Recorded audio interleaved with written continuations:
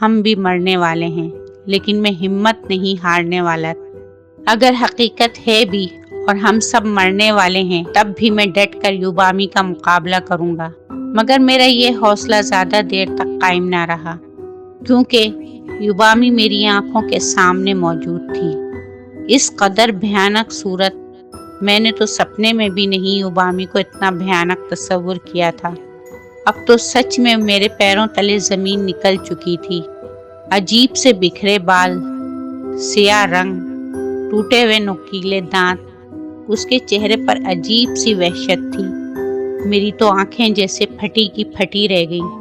نومبر کا مہینہ تھا، مگر میں پسینے میں ایسے شرابور ہو گیا جیسے کسی نے میرے اوپر پانی پھینکا ہو۔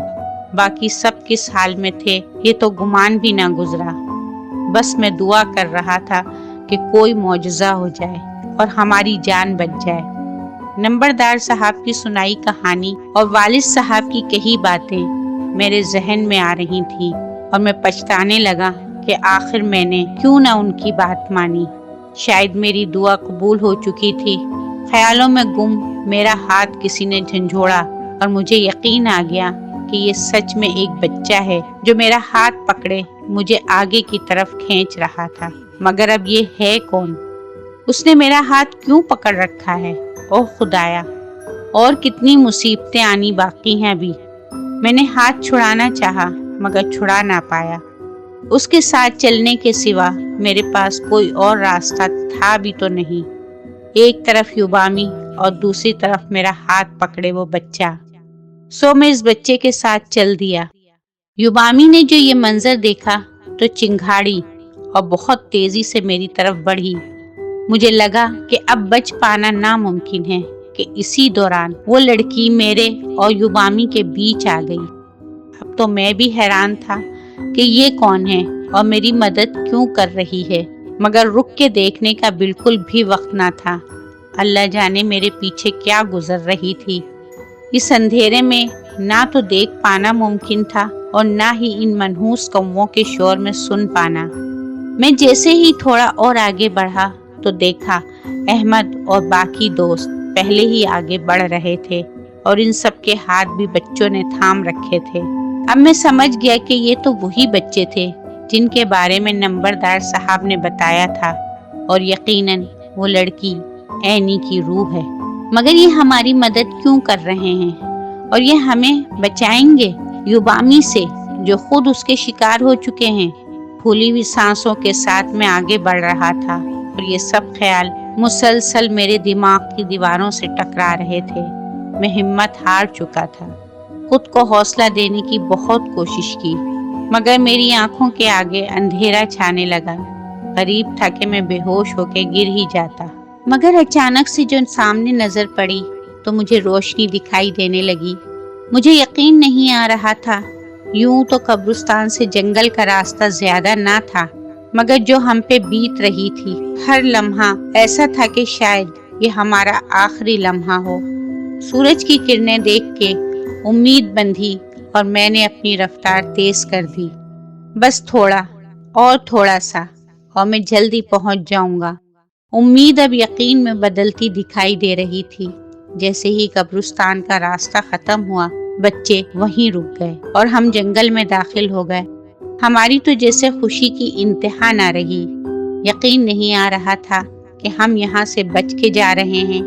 میں نے مڑ کے جو دیکھا تو سب بچے ہماری طرف دیکھ رہے تھے۔ ان کی نظروں میں جیسے ہمارے لیے پیار تھا۔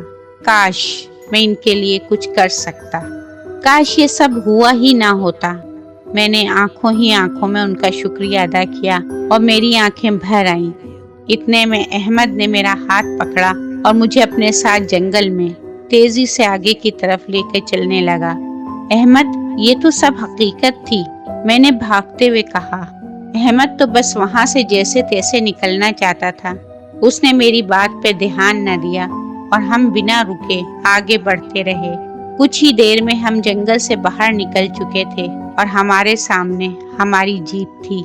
کون سا شکار، کیسا شکار، ہمیں تو کچھ یاد نہ تھا۔ یاد تھا تو بس اتنا ہی کہ ہم خود شکار بننے والے تھے، مگر ہماری قسمت اچھی تھی جو بچ نکلے۔ जीप जितनी तेजी से भाग सकती थी उससे ज्यादा तेजी से चिल्लाते हुए दोस्त से मैंने कहा, मेरी गलती थी, मेरी वजह से तुम सब मुसीबत में पड़ गए। मगर उस वक्त तो जैसे किसी ने मेरी बात सुनना भी गवारा ना की। मैं अपने गांव से आती असर की अजान की आवाज सुन सकता था। खुशी से मैं चिल्लाया।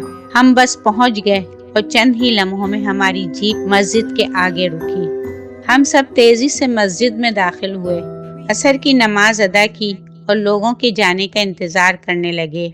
शाह साहब जो हमारी मस्जिद के इमाम भी थे और ऐसे मामलात में उनका इल्म भी बहुत वसी था।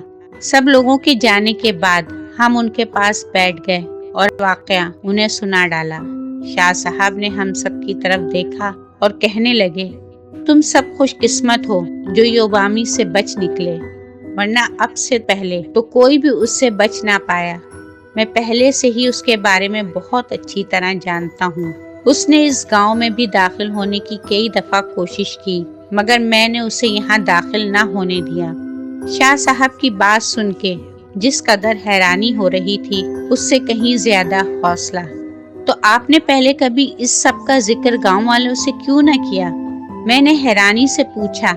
इमाम साहब बोले, गांव में खौफ व हरास फैल जाता और लोग उसके डर से ये गांव भी खाली करके चले जाते, और मैं जब तक जिंदा हूँ हरगिज ऐसा नहीं होने दूंगा। मगर अनजाने में जो गलती तुम लोगों ने की है अब तो वो यहाँ जरूर आएगी। कैसी गलती? कब्रिस्तान में दाखिल होने की गलती? मैंने डरते डरते पूछा। नहीं, कौवे को मारने की गलती, शाह साहब ने बात जारी रखते हुए कहा। जिसे तुम कौवा समझ के मार आए हो वो भी युबामी की तरह शैतानी मखलूक है और युबामी की मदद करने के लिए हर लम्हा उसके साथ है। तुम लोगों ने इनमें से एक को मारा है, अब तो वो बदला लेने हर हाल में आएगी। अब हमें समझ आ रहा था कि इतना खून कैसे बहा।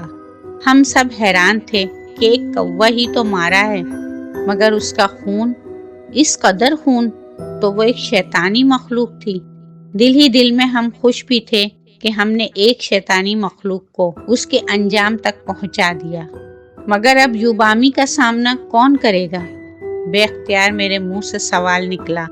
शाह साहब कहने लगे, फिक्र ना करो, उसका मुकाबला मैं कर ही लूंगा, मगर मुझे तुम में से किसी एक की मदद दरकार होगी। मैंने सबकी तरफ देखा मगर कोई हाँ कहता दिखाई ना दिया। दिल तो नहीं चाह रहा था, मगर मैंने सर हिलाते हुए कहा, शाह साहब मैं आपकी मदद करूंगा। आखिर गलती भी तो मेरी ही थी, तो हक भी मेरा ही बनता है। शाह साहब ने सबको जाने का कहा और मैं सबसे गले मिला कि शायद ये हमारी आखिरी मुलाकात हो। और अहमद से मैंने घर इत्तला देने का भी कह दिया। खबर गांव वालों को पहुंचा दी गई कि आज शाम के बाद सब घरों में रहें और कोई भी बाहर ना निकले। पूरे गांव में खौफ और हरास फैल चुका था और वालिद साहब मुझे लेने के लिए शाह साहब के पास आए बैठे थे। आपका बच्चा बहुत बहादुर है और मुझे उसकी मदद की जरूरत है, शाह साहब ने बड़े पुरएतमाद अंदाज में वालिद साहब से कहा। मैं बहादुर? फिर यकीनन शाह साहब ने युबामी को देखा नहीं। उसे देखने के बाद कोई बहादुर भी ये ना कहे कि वो बहादुर है। चाह तो मैं भी यही रहा था कि शाह साहब इजाजत दें और अब्बा मुझे अपने साथ घर ही ले जाएं, ताकि वो भयानक चेहरा दोबारा देखने को ना मिले। शाह साहब क्योंकि एक मोतबर शख्सियत थे और हर किसी की तरह मेरे वालिद साहब भी उनका एहतराम करते थे, लिहाजा उनकी यकीन दहानी पे वालिद साहब मान गए और मुझे शाह साहब के साथ जाने की इजाजत दी। कहाँ आप मेरे कहने पे तो जंगल जाने की इजाजत नहीं दे रहे थे और कहाँ शाह साहब के कहने पर सीधा युबामी का सामना करने की इजाजत दे दी। वाह अब्बा, आप भी कमाल करते हैं। ये मेरे दिल की आवाज थी जो लबों तक पहुंच ना पाई। शाह साहब ने मुझे साथ लिया और अपने हुजरे की तरफ चल पड़े। शाम होने में ज्यादा वक्त नहीं है और हमें अभी बहुत से काम करने हैं ताकि युबामी से मुकाबला करने के लिए तैयारी मुकम्मल कर सकें। ठीक है शाह साहब, आप हुक्म करें, मुझे क्या करना होगा। मैं जान चुका था कि अब मेरे पास सिवाय हिम्मत से सब हालात का सामना करने के कोई दूसरा ऑप्शन नहीं।